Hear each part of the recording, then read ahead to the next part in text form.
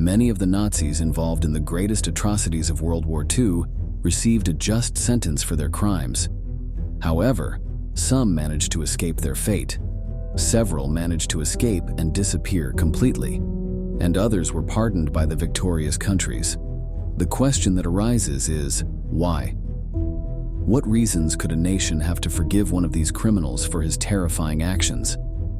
This question can be answered in the case of the German engineer Wernher von Braun. In charge of designing the brutal V-2 rockets, he was personally involved in the deaths of tens of thousands of people. But after the war, the United States offered the German scientist a sweet deal. If he continued his experiments on behalf of the Americans, all his crimes would be completely forgotten. Today, in this new episode of Military History, we will tell you all about Wernher von Braun, the Nazi responsible for putting man on the moon. It's one small step for man, one giant leap for mankind.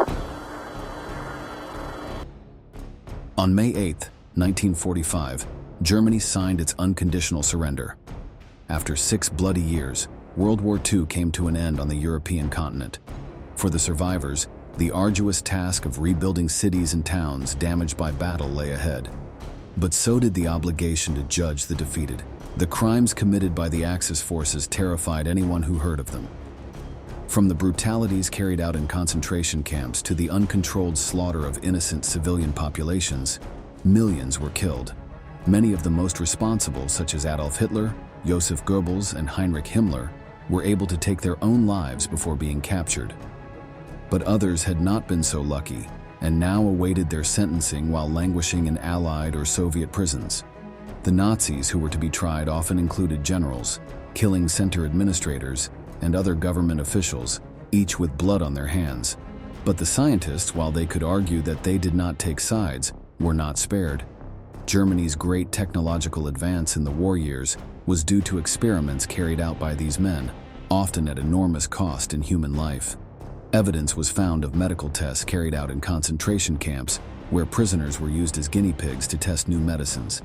Ethics were completely abandoned, and it did not matter if the trials produced terrible agony or even death. But despite their guilt, not all the victors shared the idea that these scientists should be condemned. The corpses of World War II were not cold when the beginning of another conflict began to take shape.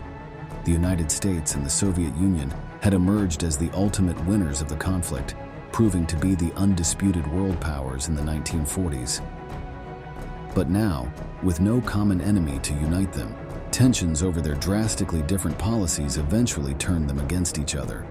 It was for this reason that both frantically searched for something that would give them the upper hand. This is where Nazi scientists came back into the picture. Both countries admired Germany's technological advances, mostly in the fields of engineering, medicine, aviation, and rocketry. Getting their knowledge would be invaluable. For this reason, representatives of these governments approached the condemned with a deal. If they wanted their trials not to take place, they would have to work for a new boss, the victors. Other nations, such as the United Kingdom and France, did so as well, but to a lesser extent. The vast majority of Nazis accepted without a second thought. Some of those recruited by the Soviet Union were not given the opportunity to refuse, but were deported and forcibly transported into the interior of the country. Their conditions were austere, and they generally lived in isolation from the rest of the population. The secret police closely watched their every move. The American plan was different. Through the so-called Operation Paperclip, 1,500 scientists, engineers, and technicians were brought to the United States voluntarily. The vast majority of them received good treatment. They were given houses, cars, and opportunities to advance their careers. The aim was to fully integrate them into society, while any crimes committed in Nazi Germany were swept under the rug. Despite the V2 death camps, unlike other Nazi hunts, the Germans now in US hands would not be put on trial for their crimes. Instead, America wanted their knowledge to develop ballistic missiles and other technology to finish the war with Japan. Rather than being held accountable, their past would be covered up, and their lives would begin again in the United States. One of the most important scientists in American science was Wernher von Braun. He came from an aristocratic family in Prussia, within the then German Empire, which was quick to ally itself with Hitler when he came to power in 1933.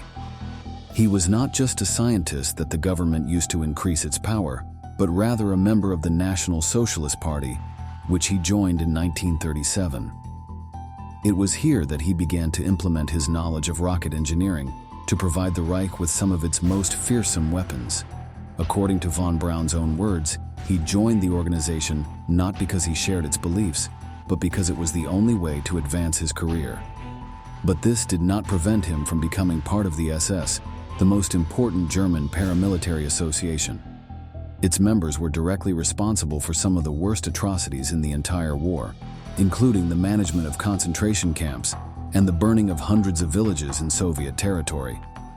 Von Braun claimed that Heinrich Himmler, the leader of the SS, granted him membership to gain his favor, as he wanted to be involved in the Nazi rocketry program. But according to some witnesses, the scientist wore the organization's black uniform to almost all official meetings. In addition, he was frequently promoted in rank throughout his career, becoming a major in 1942. All this seems to contradict his admission into the SS as a mere formality. Von Braun's role in World War II was by no means minor. He was the engineer responsible for designing the feared V-2 rockets, which devastated the Allied countries, mainly the United Kingdom, during the years of conflict. This weapon was the first object created by man capable of traveling into space, which it did before hitting its target. 1,400 of these projectiles fell on British cities between June 1944 and March 1945, causing the deaths of almost 3,000 people. More than twice this number were injured in these attacks, and tens of thousands were left homeless. 2,700 died in London, 30,000 were killed or injured in Antwerp. The V2s would arrive without warning. There were no countermeasures. In one attack, 168 people were killed and 200 injured when a V2 hit a Woolworths department store in London. In Antwerp on December 16, 1944, the Rex Cinema was hit during a matinee screening of Buffalo Bill. 567 people were killed in the explosion. It was a completely devastating weapon and unique in the world. It was because of this damage that the United Kingdom refused to offer the treatment to some of its colleagues. They could not separate the crimes from the man. The United States, whose civilian population was spared the horrors of war, did not have this problem. It was not only the British who were the victims of von Braun's V-2 rockets. German prisoners of war were used for their construction, who were held in brutal concentration camps. They were forced to work extremely long hours, during which they were given barely enough food and water to survive. If their work began to falter, the guards would often beat them or even execute them. After months when they could no longer recover from these conditions, they were sent to the gas chambers for disposal. It is believed that approximately 20,000 people, mostly Jews and Slavs, died in the construction of the V-series rockets. Many witnesses place von Braun visiting the manufacturing plants in the last years of the war, so he was fully aware of the brutal conditions in which the people who worked there lived. Some even say they saw him walking impassively through the piles of dead prisoners, inspecting them closely. Whether this is true or not, it cannot be denied that von Braun and the other scientists recruited by Paperclip never paid for their crimes. Colleagues of his with less technical knowledge and therefore of less value to the Allies were tried and convicted. In the last months of the war, von Braun had displayed a defeatist attitude, in the opinion of other members of the party. He did not believe it possible that Germany could achieve final victory. He even began to be monitored by the Gestapo, the Nazi secret police. This led him to decide to surrender to the Americans in May 1945, with Adolf Hitler already dead, along with his entire team. Knowing his guilt, he offered his captors a huge amount of documents related to the V-2 rockets, as well as tons of materials necessary for their construction. The Americans immediately saw the value of having this research in their hands. At that time, they were finishing making the first atomic bomb in history, and the information provided by the Nazi scientist could help the project advance significantly. In addition, they were especially interested in developing nuclear rockets similar to the German ones.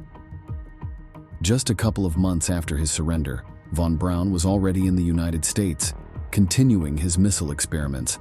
But now he was working for Uncle Sam's armed forces. He and his team were installed in a laboratory in Alabama. Here, he led the operations division of the Army Ballistic Missile Agency for 20 years. By the late 1940s, the world powers knew that outer space would be a new front in the Cold War between the Americans and the Soviets. In addition to a way to demonstrate their technological superiority, it offered novel military opportunities, both in the form of weapons and satellite communications. For this reason, von Braun's work focused on this field.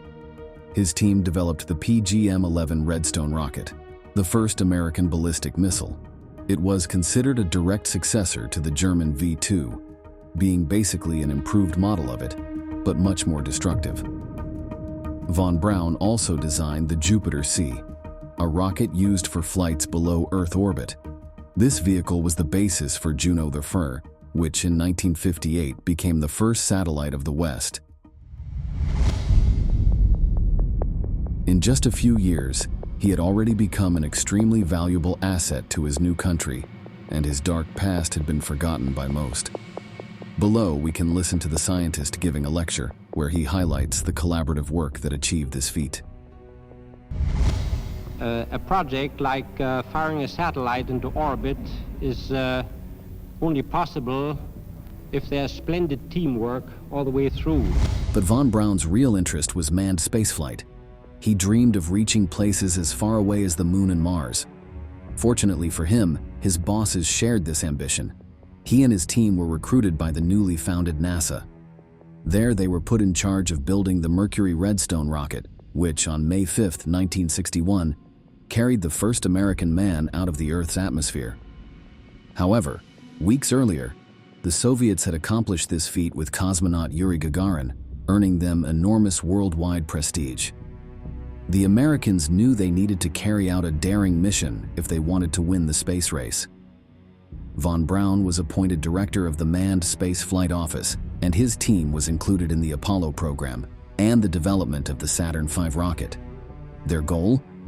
To make the United States the first country to put humans on the moon. In this, he was helped by another Nazi recruited by Paperclip, engineer Kurt de Boos. Also a member of the Nazi Party, he was the flight director on the V2 rockets, so the two men knew each other well and had already worked together for many years.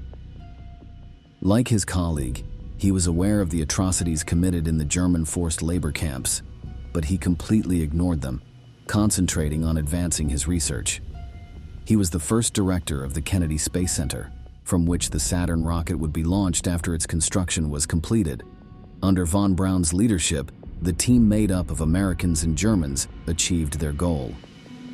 After years of experiments, on June 20, 1969, 3 American astronauts became the first people to reach the moon, being launched by the Saturn V rocket.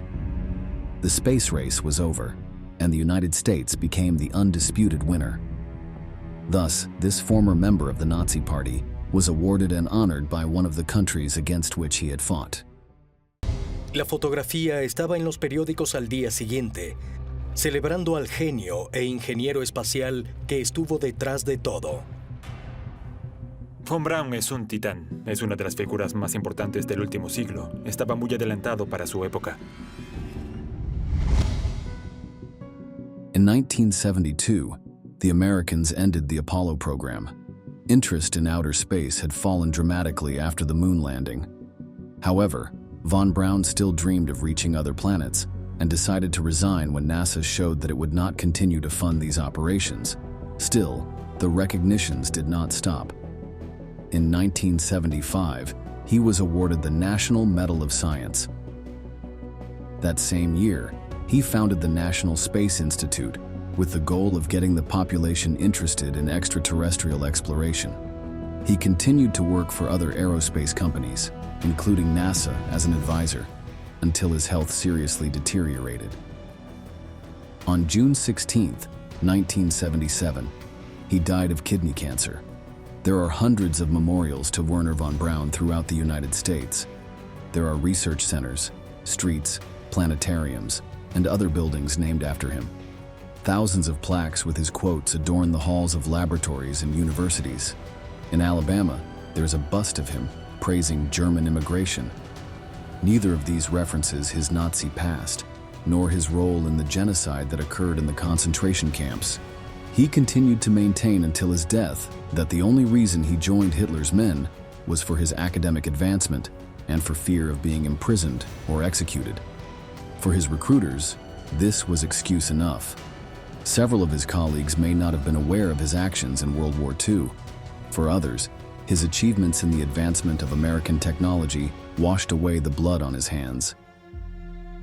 But beyond the greatness of their exploits, the crimes committed by von Braun, de Boux, and the other scientists recruited by Operation Paperclip cannot be denied. Their rockets killed thousands of civilians in British, French, and Belgian cities. They also participated directly in the elimination of those considered inferior by the Nazis due to the terrible conditions in the forced labor centers. We've reached the end of the video and we want to ask you, do you think that the achievements of these men excuse what was done during World War II? Leave us your answer in the comments box below, and don't forget to subscribe to our channel to learn about many more military events that left their mark on history.